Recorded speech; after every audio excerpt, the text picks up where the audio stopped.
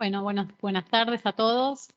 Nosotros estamos hoy acá para dar una clase, una exposición sobre la etapa de ejecución de la pena, de la ejecución penal. Así que vamos a abordar toda la temática correspondiente a la ley que nos ocupa en el marco de la provincia de Buenos Aires, la 12256, con sus institutos, con los derechos, con todos los regímenes que tratan en la ejecución, y vamos a ahondar en los institutos en particular también, y si podemos, vamos a realizar algunos casos prácticos como para poder tener también una idea del proceso en sí mismo.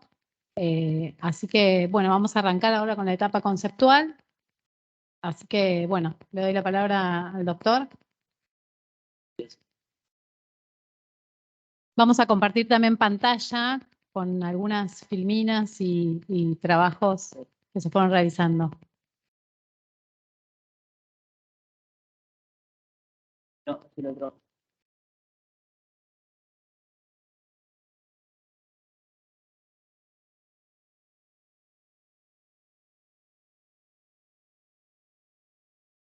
Pero eso es larga con la. No.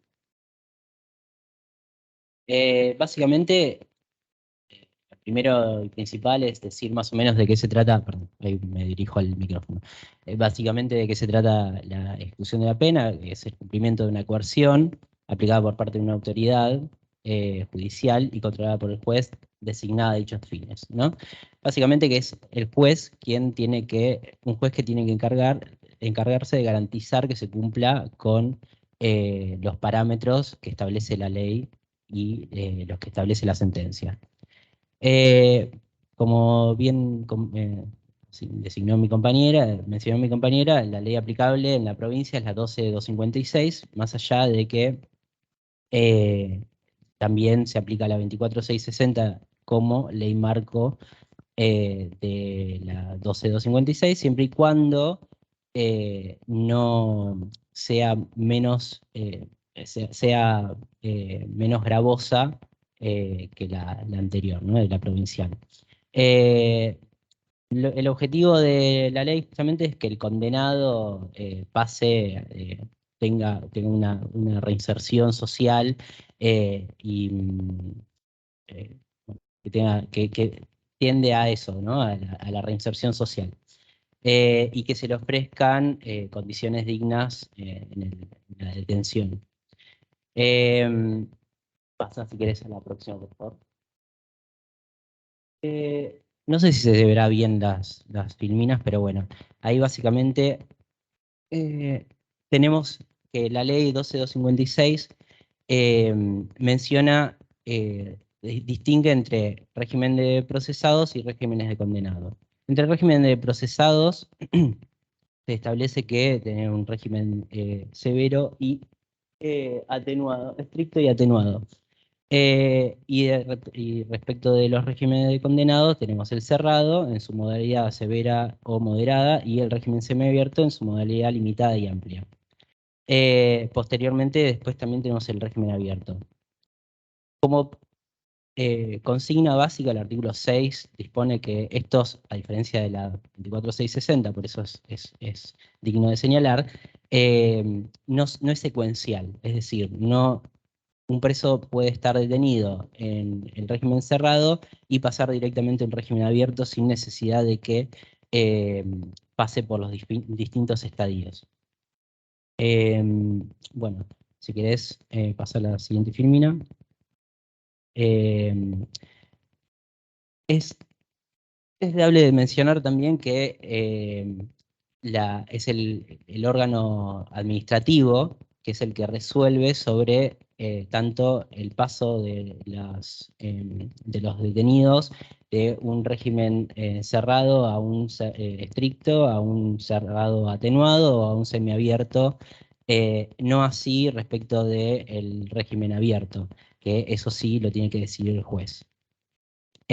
Para decidirlo, va a solicitar a la unidad penitenciaria, que es donde está detenido la persona, informes criminológicos, que son las evaluaciones de las distintas áreas de esa unidad para que asisten al juez para determinar cómo viene el desarrollo del preso en la unidad penitenciaria. Los informes solo ilustran al juez respecto del desarrollo del detenido a lo largo de su detención y no es, ¿cómo se llama?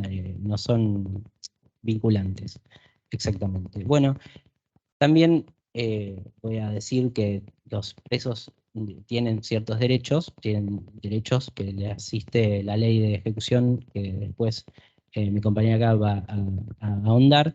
Entre uno de ellos, obviamente, que se refieren a la higiene personal, a las condiciones de detención dignas, y que tiene que ver con lo que dijimos antes, que es el objetivo de la ley, que es de resocialización. Entre ellos, justamente por eso, la persona detenida tiene derecho a trabajar. Respecto de esto, creo que está la próxima filmina también, por favor. Una próxima. Bien, la siguiente. Bien. Respecto de esto, como principio general, la persona condenada tiene que tener un trabajo conforme a lo que establece la ley por fuera de lo que es la detención. Es decir, siempre el trabajo tiene que ser de acuerdo a lo que establece la Constitución Nacional, obviamente, y sin que eso se vea violentado por el solo hecho de de que la persona esté detenida, ¿no? Respecto a eso, tenemos que la remuneración tiene que ser como mínimo, como el salario mínimo vital y móvil, siempre y cuando la remuneración no tenga, cuando se le paga a la persona, no sea, una parte no esté destinada a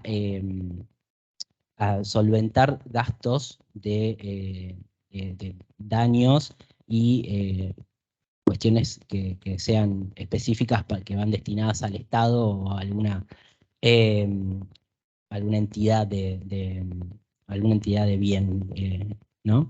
Y después, en cambio, si todo está destinado al detenido, todo va hacia el propio detenido. En ese sentido, se puede separar en el fondo de reserva y fondo propio. El fondo de reserva es el fondo que le queda a la persona para que recién va a poder retirar cuando egresa de la unidad, y el fondo propio es con lo que puede contar mientras está detenido. Desafortunadamente, con esto, la realidad es que no habiendo trabajo para todos los presos en todas las unidades, obviamente en mayor medida las personas que están detenidas lo que buscan es trabajar y no todos los trabajos son remunerados, afortunadamente.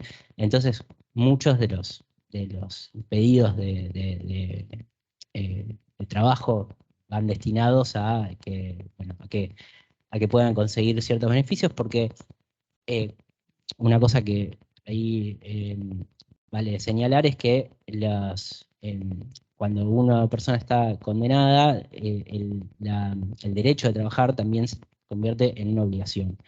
Y el hecho de trabajar, de estudiar y de llevar adelante las diferentes tareas que se le asignan o que la unidad puede llegar a ofrecer, tienen que ver directamente, inciden directamente con la posibilidad posterior de acceder a los diferentes institutos que establece la ley.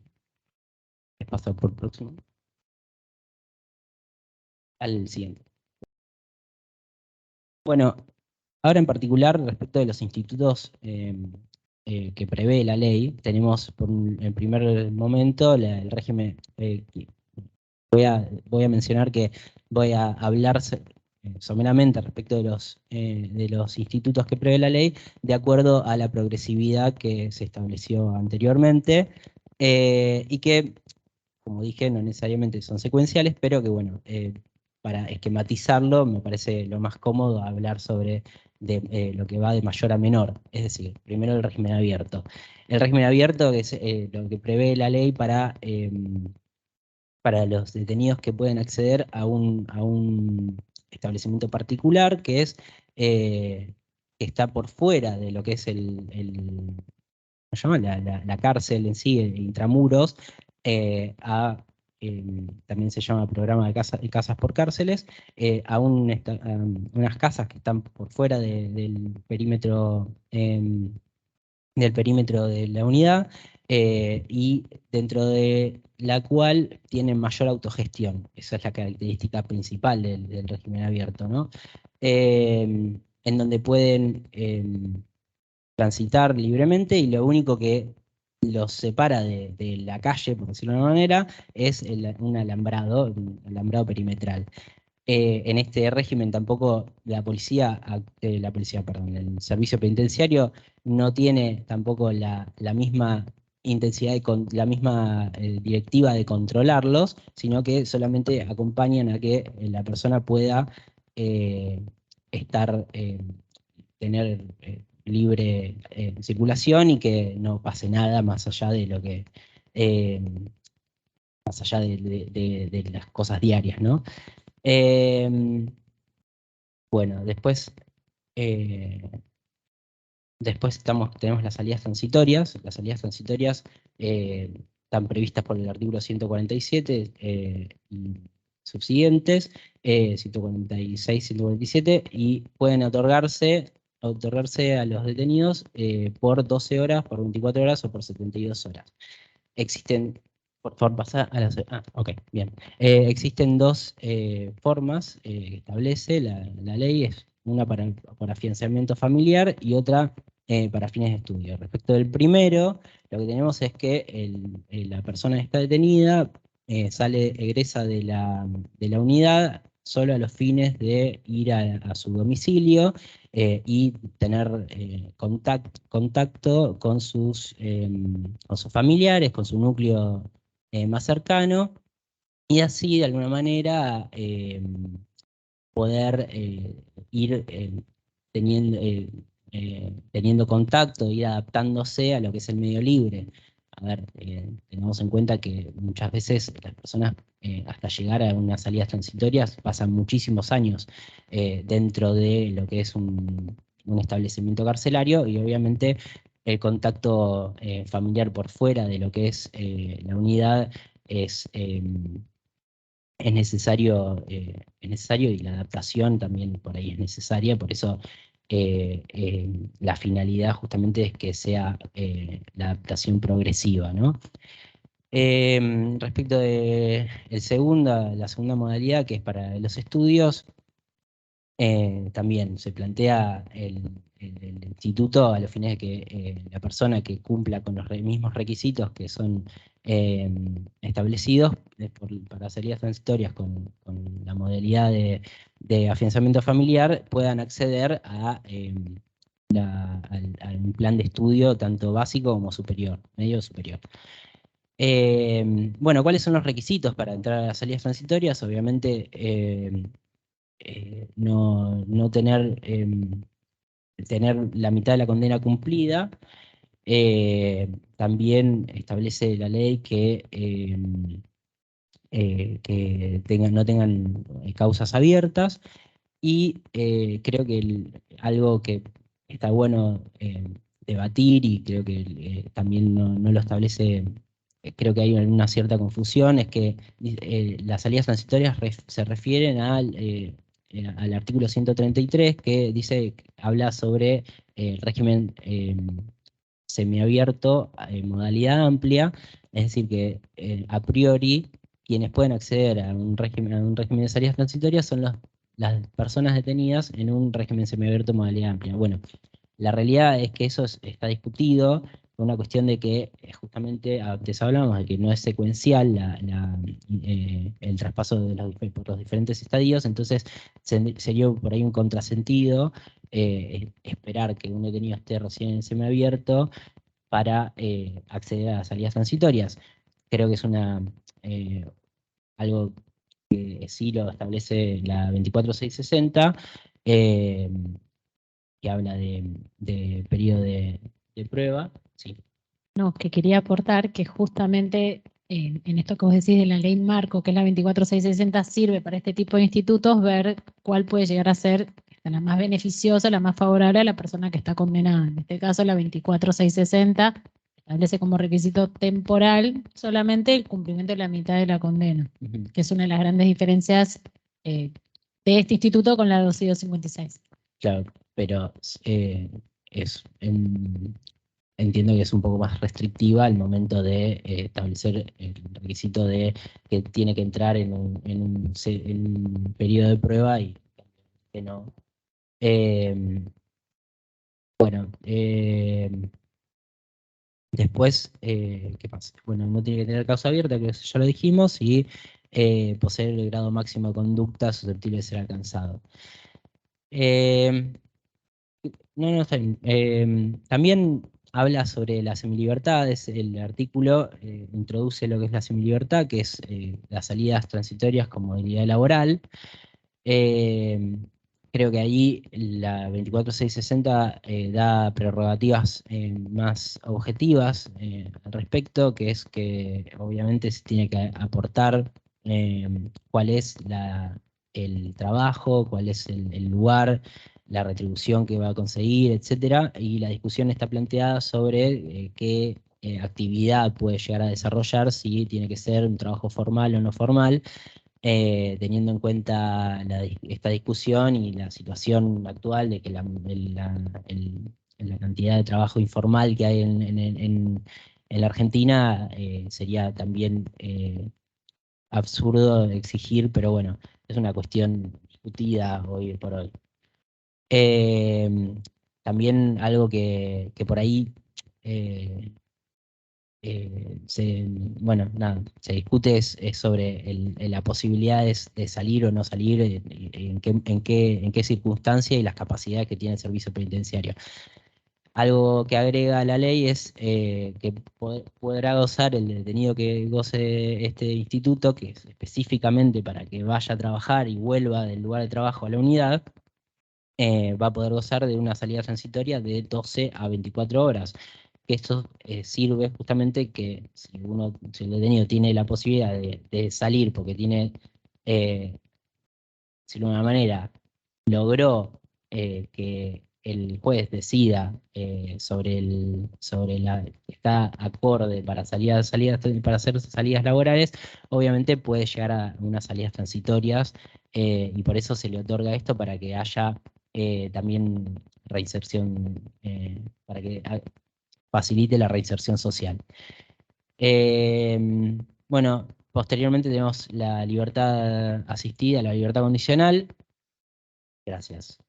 La libertad asistida, la libertad condicional, en ese sentido, tenemos que la libertad asistida, que es la que establece la ley de ejecución penal, tiene la ley provincial tiene dos acepciones. Sí, no, está bien, gracias. Tiene dos acepciones, que es cuando 6 meses antes del cumplimiento del plazo temporal previsto para acceder a la libertad condicional, es decir, cuando la persona está cumplido en detención los 3/4 de la pena, que es el requisito temporal exigido por el artículo 13 para acceder al Código Penal, los 2/3, ¿no? ¿Qué dije? Ok, los 2/3. Bueno, 6 meses antes también podría acceder a la libertad asistida. Y también para los reincidentes que no pueden acceder a la libertad condicional, la ley establece esta modalidad para acceder de manera anticipada al medio libre.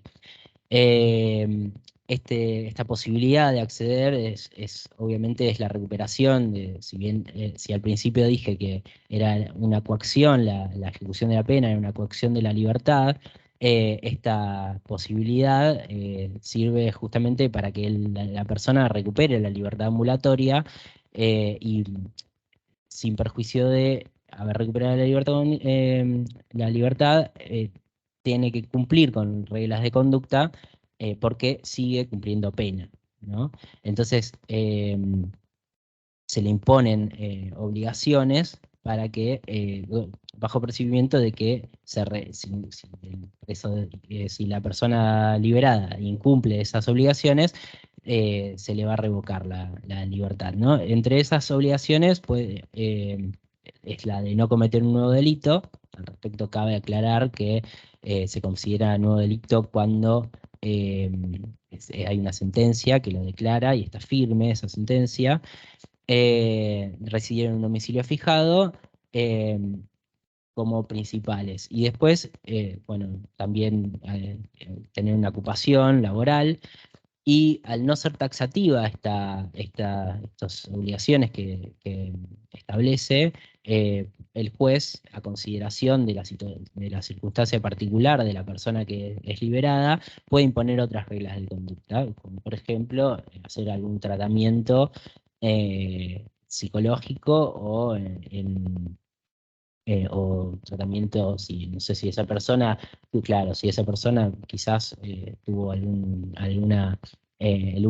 hizo uso abusivo de estos pacientes, o tuvo problemática en el uso de estupefacientes, bueno, quizás que sea acompañado por el patronato de liberados para acceder a un tratamiento al respecto. Bueno, como para finalizar, lo importante es señalar de este instituto que se hace bajo el acompañamiento del patronato de liberados, que se encarga justamente del control de las obligaciones y de- claro, sí, de acompañar al detenido al liberado en lo que falta de cumplimiento de la pena.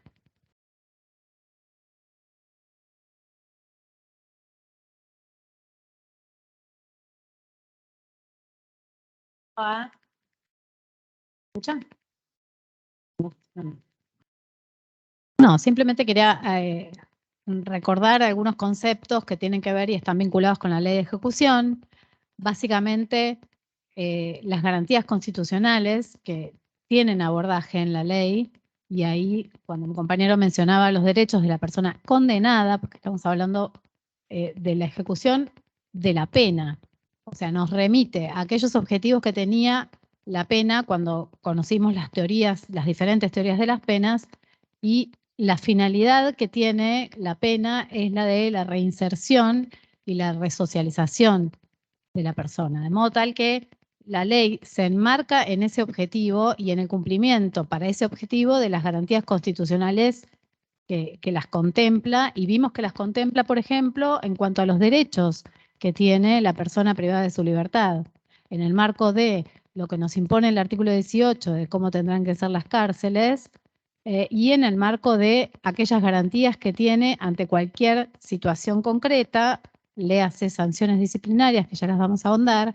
pero básicamente el respeto de las garantías constitucionales se aborda, tiene abordaje en la ley, y por eso se establecen, bueno, por supuesto los requisitos para cada instituto, que también estaban mencionando, pero básicamente teniendo en cuenta que las personas privadas de su libertad tienen derechos y le asisten garantías, ¿sí? Me voy a parar, perdón, pero... Bueno, como decía Mariana, yo traté de sintetizar un poquito, o sea, si tenemos que hacer una lista, quizás hay que agregar unos cuantos más, pero a nuestro entender, los principios y las garantías y los derechos constitucionales que están en esta etapa de ejecución de la pena se podrían más o menos sintetizar con razonabilidad. ¿Qué quiere decir? Que si juez o jueza dictan una medida, tienen una decisión que tomar, libertad asistida, como decía mi compañero, un régimen abierto, que sea fundada. Es una decisión que tenga argumentos, que tenga logicidad y que tenga un proceso de razonamiento. Claro, con congruencia también. La razonabilidad también está en las autoridades administrativas, o mejor dicho, debiera estar. Eso después cuando veamos lo de las sanciones se va a evidenciar. Si un detenido, una detenida es sancionada en su lugar de alojamiento y la sanción, una vez más, es una respuesta, es una consecuencia, un accionar disvalioso, bueno, eso tiene que estar también fundado, ¿sí? En este caso, una autoridad administrativa, si es, no, Juan, vuelve, por favor. Sí, pues estoy tratando de explicar cada principio. La defensa en juicio y el acceso a la justicia. ¿Qué quiere decir? El condenado o la condenada sigue siendo una persona que tiene derecho a ser defendido, a ser defendida, a peticionar ante su juez, ante su jueza, a ofrecer pruebas. En el caso de las sanciones, de vuelta, lo vamos a ver. En el caso de si una persona tiene que ir a velar a un ser querido y está preso, bueno, tiene derecho a hacerlo también. Esa es una posibilidad que el derecho de defensa le da, presentando las pruebas correspondientes de que tal persona falleció. Estoy tratando de dar ejemplos como para que se entienda. El derecho de defensa en la ejecución de la pena. La legalidad, bueno, voy a tratar de dar algunos ejemplos. El régimen sancionatorio es como un gran ejemplo de lo que tiene importancia el principio de legalidad, ¿sí? Si no sabemos de qué me están acusando, no sabemos de qué nos podemos defender. Entonces, si a mí me van a imponer una sanción, yo condenada porque encontraron algo en mi celda, supongamos que es imposible que yo lo pueda tener, está prohibido, entonces yo tengo que saber cuál es el hecho que se me imputa, cómo fue que lo encontraron, quién lo encontró, cuáles son los testigos, ¿sí? Porque, de vuelta, y ahí vamos al siguiente principio, hay un debido proceso que también está vigente en el proceso de ejecución de la pena y en específico en el proceso sancionatorio. En el debido proceso, yo también como condenada, si pido una libertad, debería proceder la jueza o el juez a pedir los informes, a recibirlos, a darme derecho eventualmente a que yo aporte alguna otra prueba y a tener una decisión la jueza, claro, a tener una decisión la jueza que sea también fundada. Sí. Y un descargo. Claro, esto en el caso de las sanciones, tal cual. Culpabilidad. Bueno, también voy a ejemplos. Muchas veces en las decisiones que se adoptan para dar o no lugar a determinadas peticiones, como puede ser una libertad o un avance en el régimen, no está claro si es porque se le niega a la persona o porque se le niega por los hechos o las pruebas que hay respecto de eso, ¿sí? Si la persona ya cumplió pena, se está cumpliendo pena, es que ya cometió un delito que se entendió por el que debía responder y eso ya no puede ser otra vez juzgado o vuelto a traer para que la persona vuelva a responder. ¿Sí? Esto porque hay veces que se hace alusión a cuestiones personales o históricas de la persona que hablan más de la persona que del hecho en sí por el cual se está tratando de resolver. Bueno, prohibición de tortura y otros tratos crueles, inhumanos y degradantes va de suyo, pero bueno, el encierro muchas veces trae situaciones denigrantes, inhumanas y tortuosas, pese a lo cual la Convención tiene jerarquía constitucional y debiera respetarse porque hay tratos que por más que uno esté cumpliendo condena, no debe sufrir. La dignidad, somos todas personas dignas, o deberíamos serlo, aunque estemos condenadas por una pena de prisión, por más elevada que sea, o por más que el injusto sea muy atroz. El injusto por el cual está respondiendo la persona privada de su libertad, ¿sí? La pena se supone que tiene reflejo, como decía Mariana, en la concepción de la pena se supone que tiene que poder transmitirle a la persona el reproche penal. Ahora, el monto de la pena es lo que habla del injusto que se le reprocha, ¿sí? La dignidad no se pierde a pesar de eso. Bueno, y la resocialización también como para tratar de simplificar un poco qué es esto que se busca a través de la pena, si se pudiera tratar de decir con una sola palabra. Ahora sí, Juan, a la próxima. Bueno, yo voy a dar un pantallazo así como también medio macro como para que se entienda. El proceso sancionatorio, es de índole administrativa, ¿sí? Pero los juzgados de ejecución, cuando está cumpliendo ya pena firme, y si no los tribunales, cuando todavía la pena no está firme, hacen las veces de contralor, ¿sí? Cuando la autoridad administrativa, así como la policía, arma el legajo de pruebas para que la fiscalía, en nuestro caso la provincia de Buenos Aires, investigue, bueno, acá quien hace la labor investigativa se supone que es el Servicio Penitenciario Bonaerense.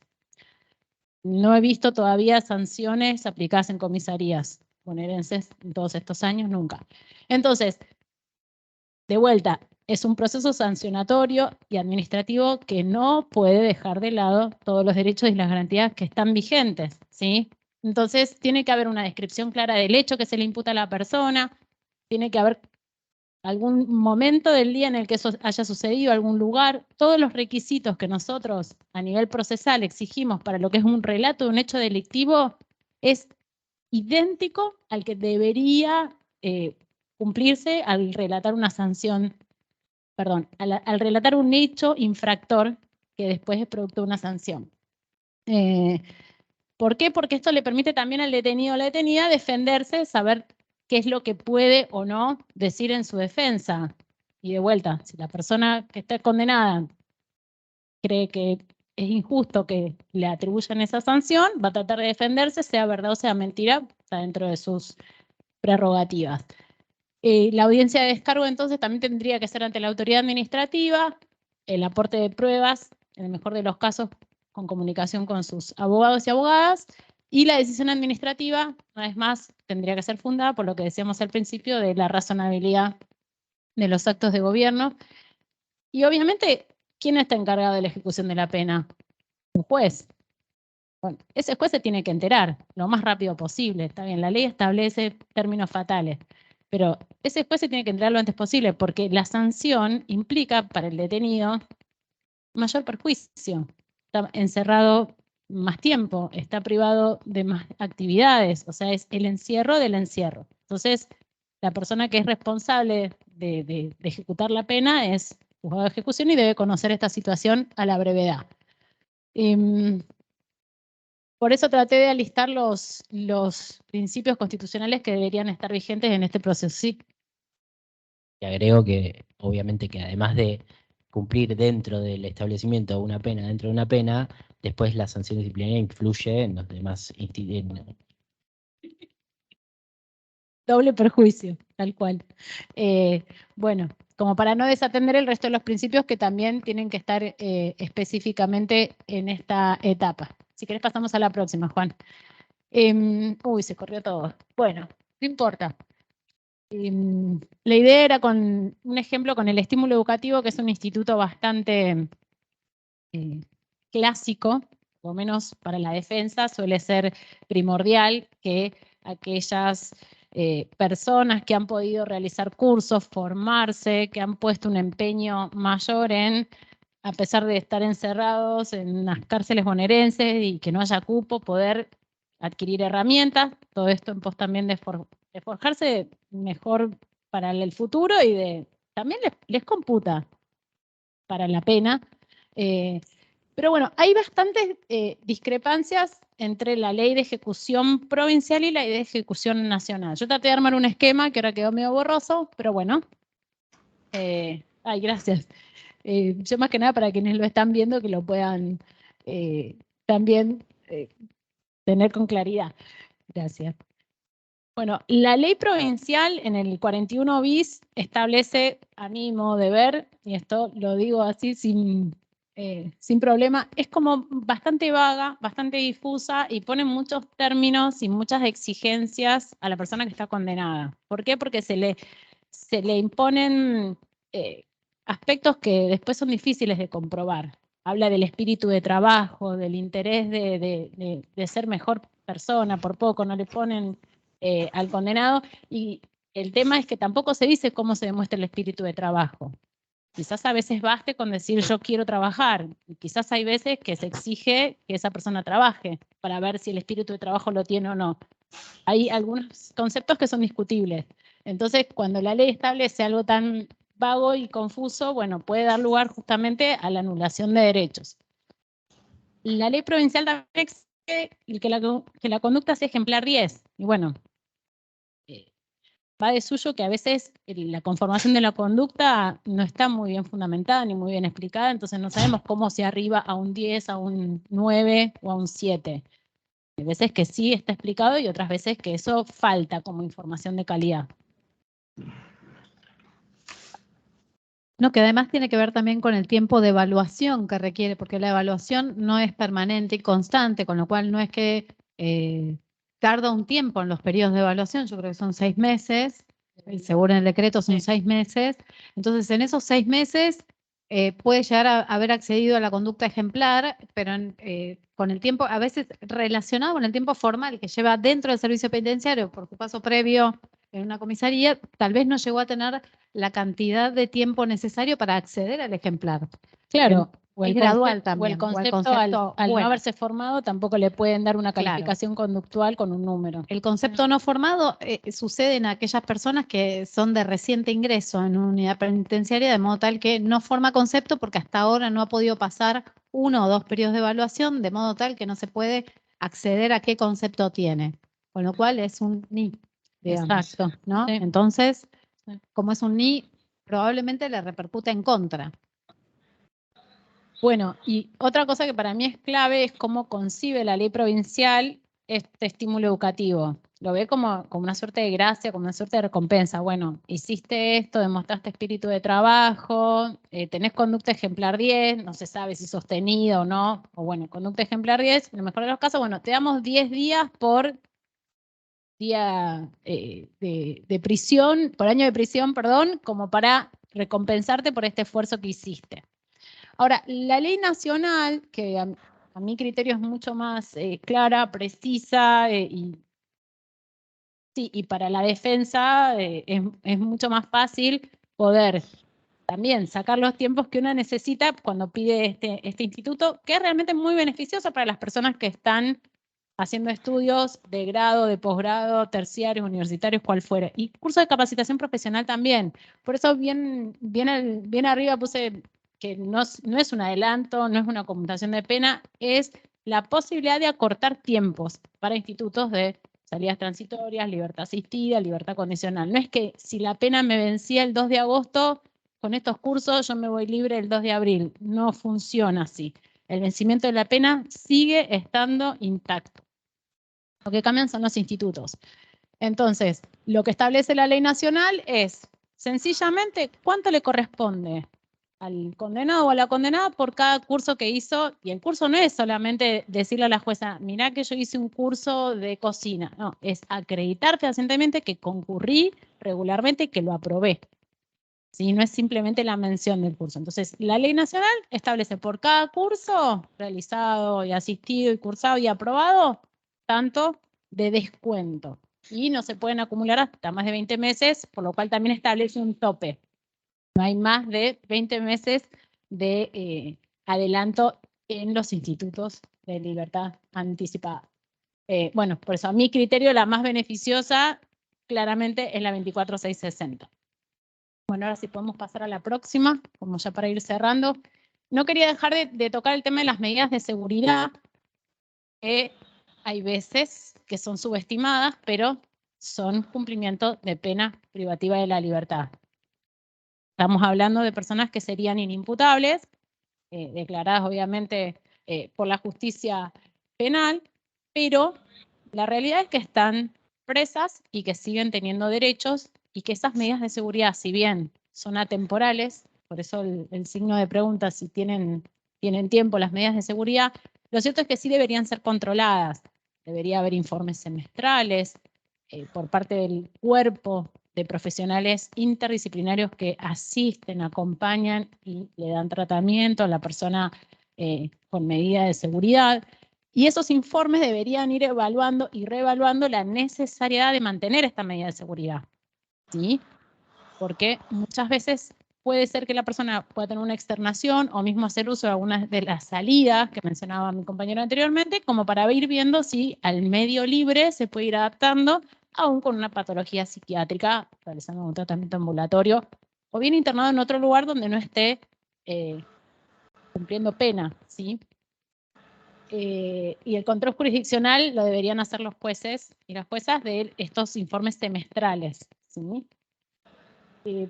Puse el concepto de peligrosidad también para tener en cuenta que, de vuelta, si bien estaríamos hablando de una etapa en la que sigue vigente el principio de culpabilidad, el principio de legalidad que tendrían que ser observados, lo cierto es que hay concepciones que siguen siendo de, bueno, pero esta persona no puede controlar sus impulsos, bueno, pero esta persona tiene tendencia a...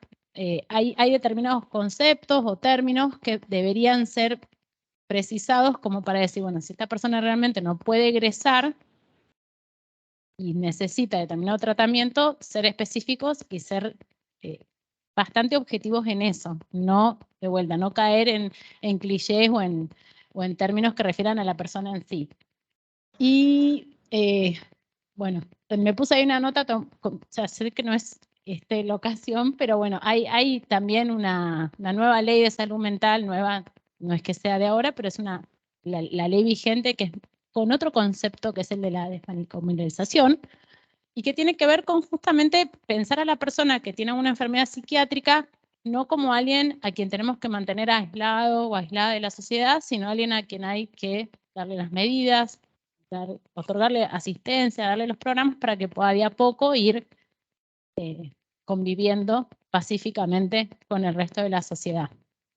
¿Sí? Y bueno, creo que de las medidas de seguridad, más que nada, quería poder decir eso y obviamente que siguen supuestamente estando vigentes el resto de los derechos constitucionales que tienen que ver con la salud, que es integral, física y psíquica, la libertad ambulatoria de las personas que están con medidas de seguridad y la defensa en juicio, aunque a veces cuesta, hago comentario del lado de la defensa, a veces cuesta poder ejercer defensa en juicio con personas que no pueden transmitir quizás muy bien cuáles son sus necesidades, porque tienen cuestiones psiquiátricas que no dominan. Y bueno, antes de pasar a la parte de los casos, le cedo la palabra a mi compañera. Sí, yo quería hablar un poco de las sanciones, sanciones administrativas, que son estos hechos aislados que dijimos que ocurrían en el marco del cumplimiento de la pena de las personas detenidas cuando su comportamiento transgrede alguna de las normativas que están en los reglamentos de la agencia penitenciaria. Esto es, uno de los objetivos que la persona privada de su libertad tiene que cumplimentar son los reglamentos carcelarios que se informan al inicio de su detención en el lugar. De modo tal que cualquier situación que infrinja esos reglamentos son pasibles de sanción. Sanción que, como les explicaban, son administrativas, pero lo que tiene la ley provincial es la diferenciación en 3 formas de sanción: leves, medias y graves. Y esas sanciones que están por supuestamente enunciadas, cuál es cuál, digamos, qué hechos antirreglamentarios son los que son leves, cuáles son medios y cuáles son graves, más allá del término que pueda tener el correctivo, porque suponen ser correctivo y no castigo estas sanciones, y eso se toma de la ley 24660, que es quien establece que las sanciones son correctivas y no castigo, pero estas sanciones pueden ser en función de su gravedad, leves, medias, graves, tener diferentes correctivos que puede ser desde días de aislamiento hasta otras posibilidades que pueden restarse, como, no sé, no recuerdo otros casos, pero por lo general alguna cuestión que no puedan realizar justamente por haber infringido un reglamento. La característica que tienen estas sanciones es el término que tienen de caducidad registral o caducidad a sus efectos, como establece la ley, es a sus efectos. Entonces, las leves van a durar, digamos, para su caducidad 2 años. 2 años, sí, 2 años. Las medias 3 años y las graves 4 años. Es decir, que por 4 años esas sanciones van a ser informadas en los informes. Cuando hablamos de los informes, hablamos concretamente de un informe que abarca varias ramas en el marco de la detención, en el marco de la agencia penitenciaria, que tiene una faz social, una faz psicológica, una médica, una de áreas de tratamiento o de formación, o un espacio también de trabajo, donde se van reuniendo toda la información necesaria para informar al juez cómo es el desarrollo de esta persona, del tratamiento que tiene esta persona. Entonces, en función de esos datos que recaba el juez, que como bien les comentó el doctor, no son vinculantes, tiene una posibilidad de evaluar personalmente cuál fue todo el proceso que esta persona ha desarrollado, ¿sí? Si ha tenido sanciones, si no ha tenido sanciones, si tiene una conducta determinada, si no tiene una conducta determinada, y después pericias que son más específicas, como la psicológica. ¿Y esto para qué es? Es para establecer si esta persona privada de su libertad en la evaluación psicológica requiere a su vez algún tratamiento específico. Digamos, no es solamente un análisis de la persona, sino que sirve para establecer si requiere o no un tratamiento, el cual es voluntario, no es obligatorio. Por otro lado, se hace también un informe social y esto forma parte de los informes, digamos. Los informes tienen que contener todos estos rubros, todas estas áreas. El área social tiene que ver también con la corroboración del domicilio, que es lo que les explicaba el doctor, la corroboración de su grupo social, de todas aquellas circunstancias que le puedan dar relevancia o puedan ilustrar acerca de la persona que está sometida a tratamiento de estas cuestiones. Y me estoy olvidando de el fundamental, que es el acta de conveniente o inconveniente. La sugerencia, por lo cual, si el área de evaluación determina la conveniencia o no en relación al instituto para el cual se le requieren esos informes, que como bien les explicamos antes, no son vinculantes, simplemente son ilustrativas. Pero por supuesto que tienen efectos diferentes en la práctica, ¿verdad? No es lo mismo una resolución que establece la conveniencia que una resolución que tal vez establezca una conveniencia con reservas o una inconveniencia, ¿verdad? Y que a su vez están valoradas todas las otras áreas que dijimos. Y respecto de las sanciones, lo que sucede es que el término tal vez puede ser una sanción de vieja data, pero si es una sanción, imagínense para nosotros, la pandemia nos pasó por encima, pasó en el 2020, pero todavía están vigentes las del año 19. Entonces, una sanción de hace 3 años aún puede estar vigente, con lo cual acompañan esos informes esa sanción como situación. Diga. A los informes de estos que dice Mariana, que confeccione el servicio penitenciario, si el juzgado considera que hay algún elemento que falta informar, el juzgado puede mandar a alguna pericia en particular para que se practique y le sea informada justamente al juzgado. Y en lo procesal, estos informes se requieren, por supuesto que se van, que cuando la persona ingresa se hacen informes y tienen que ser esporádicos los informes. El decreto establece 6 meses, es decir que cada 6 meses tienen vigencia por esos 6 meses.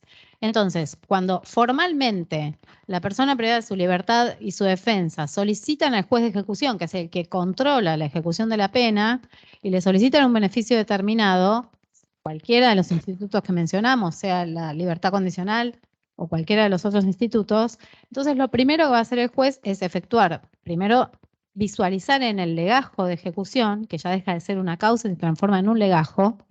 Entonces, ¿por qué? Porque el legajo de ejecución arranca con la condena y cómputo, ¿sí?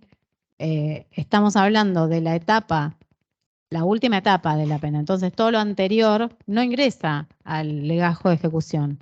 Ingresa el cómputo de pena, que es la que se establece a partir de cuándo la persona, hasta cuándo va a estar privada de su libertad. Cómputo firme, por supuesto. Entonces, en ese legajo, lo primero que se van a hacer las evaluaciones y todos aquellos beneficios y demás se van a ir resolviendo a medida de sus presentaciones.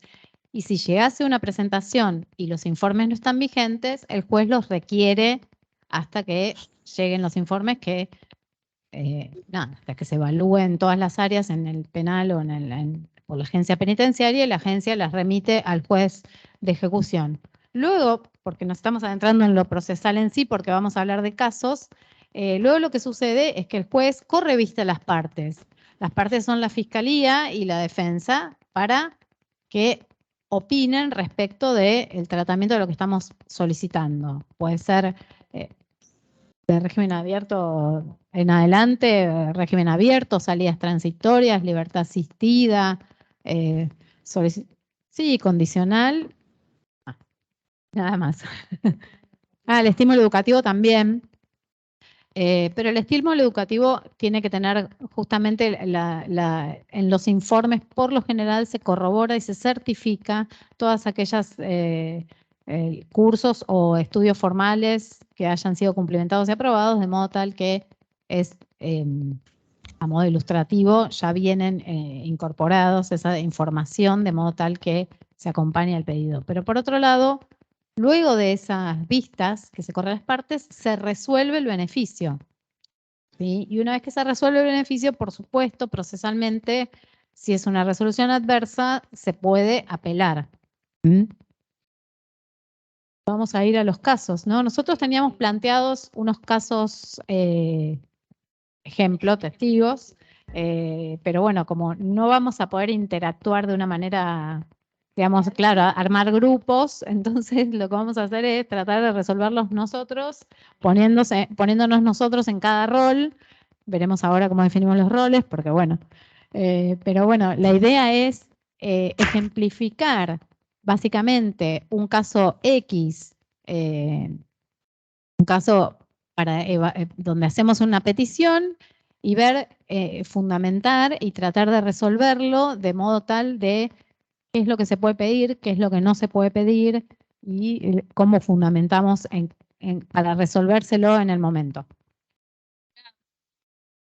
Un agregado que tiene que ver también con los casos es que, así como él hablaba de la libertad asistida, la libertad condicional y de los distintos regímenes, lo cierto es que tenemos distintas disposiciones del Código Penal en donde se excluye a determinados condenados y a determinadas condenadas según el delito o los delitos de determinados institutos. Entonces, bueno, como sabemos también quienes ejercemos la abogacía, todas las leyes al momento de aplicarse pueden ser discutidas sobre su respeto o no a la Constitución Nacional y a los derechos que, por eso estamos mencionando reiteradamente, que pueden estar en juego. Entonces, en los casos que pensamos, también hay justamente puesta en duda si corresponde o no aplicar esas legislaciones o esas exclusiones legales que pueden llegar a chocar con el ejercicio de derechos constitucionales. Sí. Bueno. Puede ser que estés en materia. Para ejemplificar, hay en el artículo 14 del Código Penal se excluye a personas que están condenadas por delitos de robo o agravado por el uso de arma de fuego, homicidios agravados, delitos contra la integridad sexual, delitos que tengan que ver con el comercio de estupefacientes. Entonces, tortura seguida de muerte. Claro, bueno, hay varios delitos que están específicamente y taxativamente estipulados para que aquellas personas que fueron condenadas por esos delitos no puedan gozar de esos institutos. Sí. El artículo 14 del Código Penal.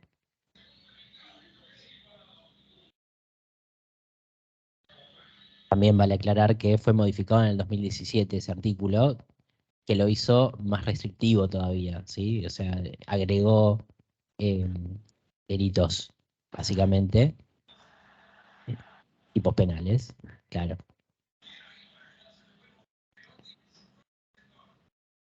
Son tipos penales que son excluyentes de determinados beneficios y que solo van a poder obtener una libertad anticipada 6 meses antes del agotamiento de pena.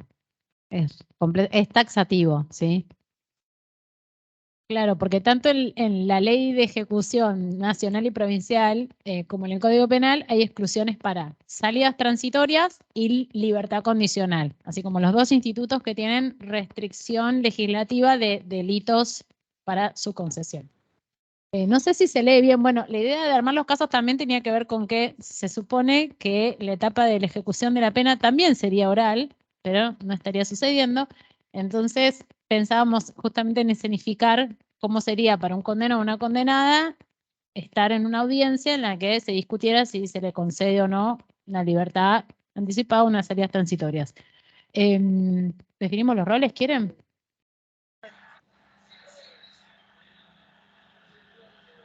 El artículo 4 justamente de la ley de ejecución provincial establece que, o el artículo 3, establece que tiene que ser oral, ¿no? La decisión de los jueces. Bueno, ¿quieren que yo sea fiscal? ¿Sí? Bueno, entonces yo soy defensa, vos sos fiscal, vos juez.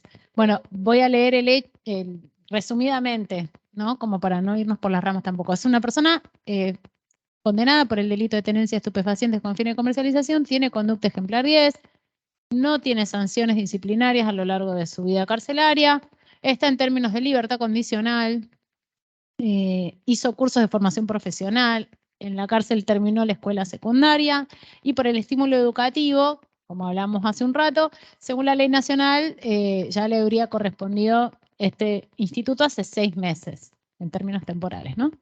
Tiene proyectos de reinserción social, tiene 2 hijos pequeños que están en edad escolar, y en el espacio psicológico refirió sobre el hecho por el cual fue condenada, que no tenía otra opción laboral y que por eso se dedicó a vender estupefacientes. Bueno, el dictamen del organismo evaluador, como hablaba Mariana, dice que es inconveniente que le sea otorgada la libertad condicional porque no trabajó a lo largo de su vida carcelaria. Entonces, tenemos la situación de que la Fiscalía se opone, obviamente la defensa aboga por su concesión y el juez decide. Si te parece, ¿haces vos alguna exposición? Sí, yo como fiscalía me opondría, en principio porque el dictamen inconveniente es el que mayor ilustra el cumplimiento de la persona dentro de la agencia penitenciaria, de su comportamiento, del cumplimiento de los reglamentos, del apego a los reglamentos. Por otro lado, más allá de que no tengan sanciones, lo cierto es que en el resultado del espacio psicológico, del informe psicológico, no pareciera que tuviese una buena reflexión respecto a los hechos, de modo tal que pareciera que no tiene un proceso reflexivo, de modo tal que voy a dictaminar que no se encuentran dadas las condiciones para este beneficio. Tengo la palabra, señor juez. Sí, ahora. Bueno. Bueno, mi defendida no tiene sanciones, tiene conducta ejemplar, es decir, que a pesar de todo pudo adaptarse a la vida carcelaria. La verdad es que ha tratado y ha logrado aprovechar su tiempo al máximo mientras estuvo en prisión, con las condiciones que le fueron concedidas por parte del servicio penitenciario, ¿sí? Si no había lugar para trabajar, no había cupo para trabajar, no le puede ser achacable a la condenada porque su voluntad de trabajo, más allá de que es un derecho trabajar en la cárcel, no es una obligación, lo cierto es que no le fue posibilitado trabajar por circunstancias ajenas a su voluntad, así que pido que el juez tenga en cuenta esto. Sí tiene una propuesta laboral que tiene que poder justamente ponerla en marcha cuando egrese, dadas las condiciones socioeconómicas en las que nos encontramos como país y que puede llegar a tener una persona que egresa de una cárcel en estos momentos. Así que pido que por favor se le haga lugar a la libertad condicional a mi defendida, que tiene proyectos de reinserción social, que cumple con los reglamentos carcelarios, es decir, que observa con regularidad los reglamentos carcelarios. Están cumplidas todas las exigencias legales del artículo 13 del Código Penal, por ende pido que se le otorgue la libertad condicional, se le impongan las obligaciones que mi defendida obviamente va a poder cumplir con creces. Muchas gracias. Bueno, en principio creo que aún queda tiempo para que pueda demostrar las posibilidades laborales dentro del establecimiento carcelario. El hecho de que no haya podido trabajar no significa eh, que no tenga la posibilidad de hacerlo y que a partir del trabajo, justamente siendo que una de las justificaciones de la detenida es que la falta de posibilidades laborales la llevó a cometer el hecho por el cual está detenida. Creo que es fundamental en este caso que la persona pueda acceder a las áreas laborales que puedan serle ofrecidas y teniendo en cuenta el tiempo que aún le resta por cumplir en detención, creo que todavía no está en condiciones de acceder a la libertad condicional. Voy a apelar. Bueno, claro. Bueno, esto era para identificar para tener una aproximación de saber concretamente cuáles son las pautas para resolver y los planteos que se pueden llegar a efectuar. Por supuesto que las partes, cuando tienen un perjuicio que le genera la resolución, pueden apelarla, como en el caso de acá la defensora. Esto es sucintamente, digamos, la lectura de los informes criminológicos, como se los denomina, o los informes del organismo técnico, más allá de ilustrar, permiten generar también esta posibilidad de fundar la resolución, fundarla técnicamente. Ocurren cantidad de cuestiones que la defensa por lo general detecta en cuanto a la valoración de ciertas cuestiones que no pasan con la objetividad del informe. Entonces, a veces es lo que me parece a mí que es lo más técnicamente complejo de poder ser resuelto de una manera acorde a lo que solicitan las partes, por lo general. Pero bueno, básicamente es simplemente para conocer la estructura procesal de cómo es la resolución. No es así, obviamente, ni tan escasa, ni el análisis tan escaso, sino que, por supuesto, tiene plazos, digamos, la vista de una parte tiene un plazo, la vista de otra parte tiene el plazo, y luego hay una resolución. Y requiere además de un análisis más profundo. Nosotros estuvimos poniendo más o menos para tener una idea, no muy detallada, pero una idea de cuáles son los parámetros para resolver los institutos, más allá de la letra de la ley. La ley establece ciertos requisitos.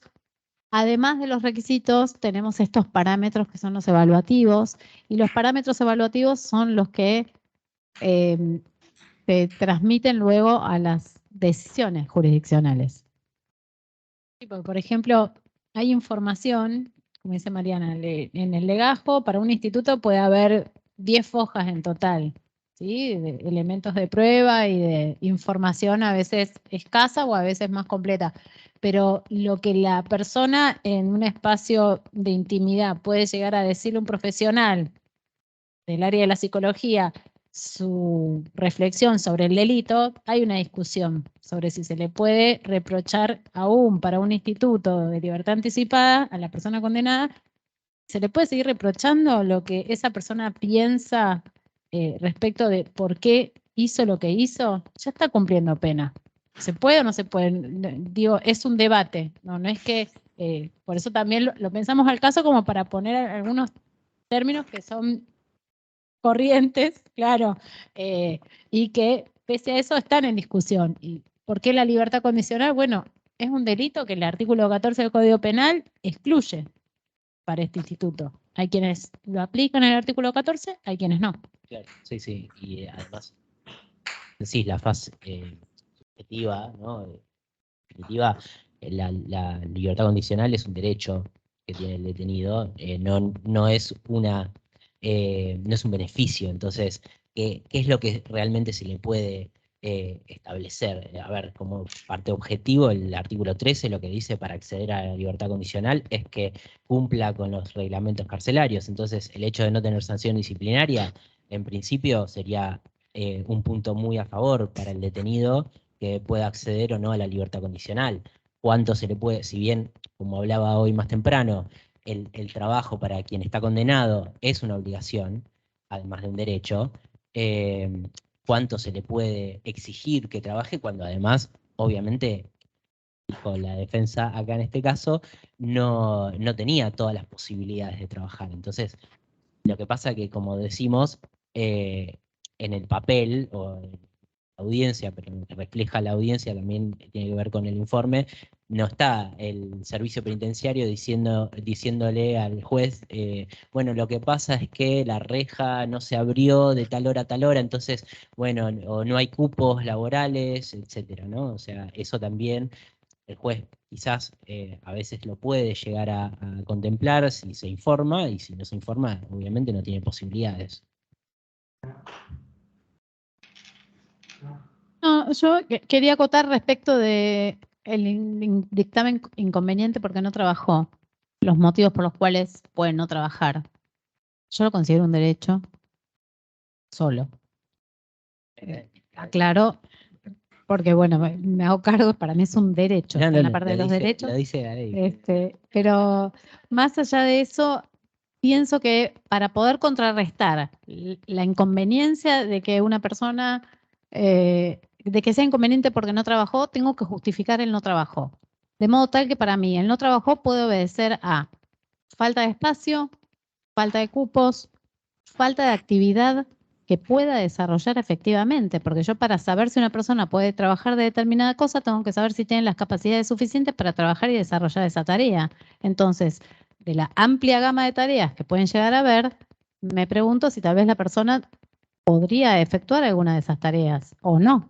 Entonces, si yo contase con esto más detallado, permitiría dar una mirada un poco más acabada, y a esto me parece que se requeriría que ciertas pautas de razonamiento en el informe a realizar que tal vez contengan toda esta información, porque al tener que tomarse una decisión tan fundamental frente a estos informes, me parece que cuanto mayor sea la información, no vulnerando ninguna garantía, por supuesto, ni de pensamiento, ni de reflexión, ni de nada, pero sí en cuanto a por qué no puedo trabajar, si es porque falta de interés o porque no había lugar o porque realmente, por la razón que fuera, pero digamos, cuanto más detallados sean esas posibilidades, lo mismo que él no estudió. ¿No estudió por qué? ¿Porque hay educación primaria y ya tenía el secundario?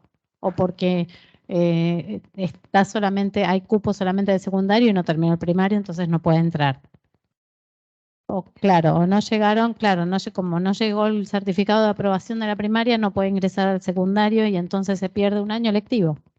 Y un año lectivo en el marco del pedido de un beneficio es mucho tiempo.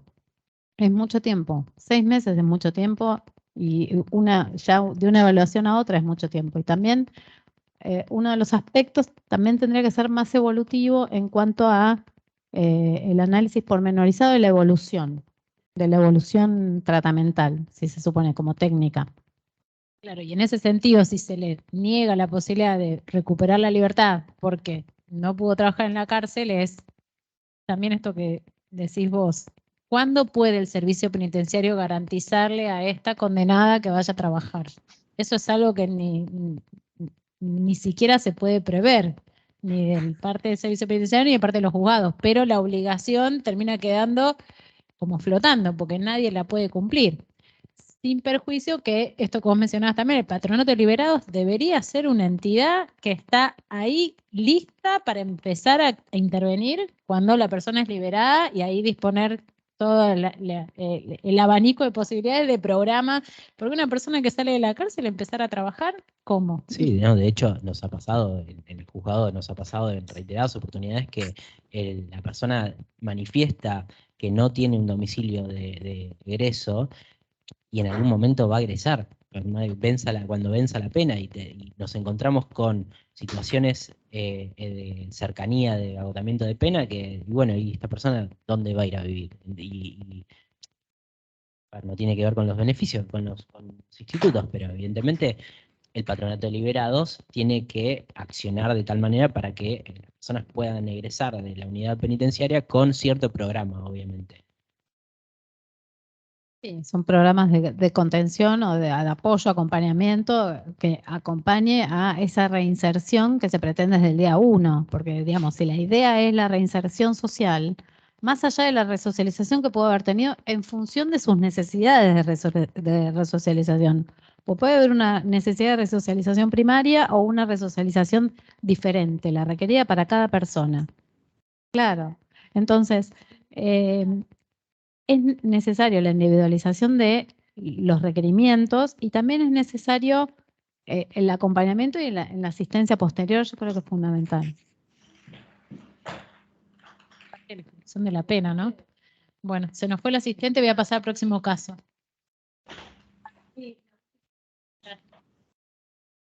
Sí. Sí, ¿quieren que lo hagamos o no? ¿Sí? Leo el caso 2 rapidito. Condenado por homicidio agravado, tiene declaración de reincidencia, lleva preso más de 10 años, está en términos de acceder al régimen de salidas transitorias, tiene conducta muy buena. 8. Buen concepto. Tuvo 4 sanciones a lo largo de su vida carcelaria en los años 2019 y 2020. Está al espera de ser incorporado en el espacio laboral, además de estar estudiando, ya finalizando ya, la escuela secundaria. Tienen proyectos personales para el egreso que consisten en volver a vivir con su mamá, su papá, sus hermanos. Todavía no tiene propuesta laboral concreta. Espera ser acompañado por el Patronato de Liberados para acceder a alguno de los programas. Y tiene dictamen conveniente, con reservas del área psicológica. No voy a ser fiscal, voy a ser fiscal. Por empezar voy a hablar de la calificación legal. Es un homicidio agravado, por lo tanto no corresponde. Así todo me voy a explayar, voy a hacer la excepción de explayarme respecto del informado y con un 8 y en 10 años de prisión considero que podría haber obtenido una conducta ejemplar en esta instancia por la cantidad de tiempo que lleva privado de su libertad. y por lo tanto propongo que se rechace, por supuesto. Señor juez, yo creo que se le tiene que conceder a mi defendido las salidas transitorias. La verdad es que el artículo por el cual la Fiscalía está queriendo excluir a mi defendido de este instituto es totalmente inconstitucional porque mi asistido ya fue condenado a una pena de 20 años de prisión. El delito de homicidio agravado, es decir, que la pena ya la está cumpliendo. Si lo excluimos de este instituto, entonces solamente va a tener posibilidad de una libertad asistida 6 meses antes del cumplimiento de la pena. Por lo cual me parece totalmente injusto y desproporcionado que se le esté imposibilitando acceder a este avance en el régimen de la pena. Si mi defendido está cumpliendo pena como el resto de sus compañeros, claro, tiene derecho a que se lo trate de manera igualitaria, ¿sí? A acceder a un instituto que está previsto por la Ley de Ejecución Penal para cualquier persona que cumpla con, en este caso, el requisito temporal y con un dictamen conveniente. No es fácil conseguir un dictamen conveniente por parte del servicio penitenciario y mi defendido lo logró porque tiene mucho esfuerzo, mucha trayectoria y ha logrado estudiar. No pudo todavía trabajar en el penal porque no le dieron la posibilidad. No hay cupo. Ya sabe cómo están las cárceles bonaerenses, totalmente sobrepobladas, no hay lugar para que todos trabajen. No se le puede achacar a mi defendido que no trabaje en la cárcel. Y tiene el acompañamiento de su familia. Así que yo le pido, señor juez, que le conceda las salidas transitorias, que le dé una posibilidad, porque mi defendido quiere reinsertarse en la sociedad. Perdón, sí, no, como primera medida le quiero correr vista al fiscal para que se expida respecto del planteo de constitucionalidad que acaba de hacer la defensa respecto de las salidas transitorias. No, yo entiendo que tiene que ser rechazado el planteo porque no afecta en la garantía de igualdad, porque justamente el Código Penal, en el marco del principio de legalidad, está establecido por el legislador exclusivamente la afectación de bienes jurídicos importantes y en el marco de la afectación del bien jurídico establecido por los tipos penales taxativamente enunciados en la ley penal, en el artículo 14, se establece constitucionalmente en el marco del principio de legalidad mayor taxatividad y claridad, etcétera.